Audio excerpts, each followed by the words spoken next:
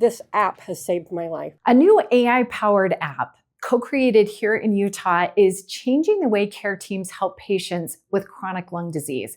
It allows them to monitor patients around the clock between doctor visits, and the data that they gather helps them step in before a crisis hits. Talk to me about what is innovative about this program. First of all, is the ability to aggregate data from the devices that we have that Bluetooth to a patient's app, but also predictive analysis. And I think being able to earlier predict an exacerbation, it prevents continued lung damage.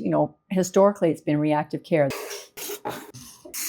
So with the devices we're using, the inhaler devices will date and time stamp and let us know if they have the adequate inspiratory flow to deliver the medications to their lungs. This is the FEV1 meter. It does 19 different data points like a pulmonary function test, but it's a screening device at home. We've learned if that drops by 10%, that will signal an alert to the PD and to the patient. And the other piece is a pulse oximeter. So it gives the oxygen level, it'll give their heart rate, their respiratory rate, plus we have symptom scores. They'll be asked how they feel. Are they coughing, short of breath, producing mucus, saying better or worse? The AI that we have embedded into the app really helps to motivate patients and to help change their behaviors. It is very user-friendly. And it reminds you, so this is saying I haven't put my oxygen values in for today. So my oxygenation is 95. So we make it very simple. 95 here. And then my heart rate is 72. And then we just hit submit, confirm that that's what I want to submit. And it says, hey, you're doing great.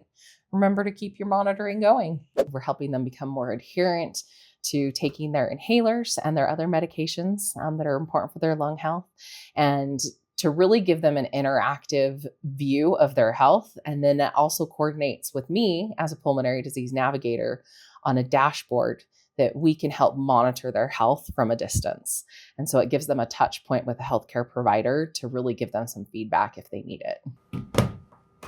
So this particular patient was a little bit low today. And so if I look back on the last 60 days, you can see the trending data here. We've had some dips, and knowing this patient, we actually intervened here and communicated with the physician in order to get the patient antibiotics. We started in March of 2024 and are still continuing to monitor these patients. And what we've seen is a 57% decrease in cost, direct cost. So we're saying that's an equivalent of $37,000 a year per patient to $16,000 a year per patient. A lot of times you'll come to the ER and you're not sick enough to quite be admitted, so they put you in an observation bed for 24 hours.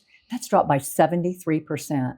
So, I mean, that's just been, it's just an unheard of outcome. Because of the outcomes, we're now working with Intermountain to make this a standard of care, meaning that it will be offered to all patients across our system and not just at the 5 hospitals where it's being done right now. And I just publicly want to thank my organization for believing in the program, letting us do it, for my PDNs, my research team, but most importantly, the patients.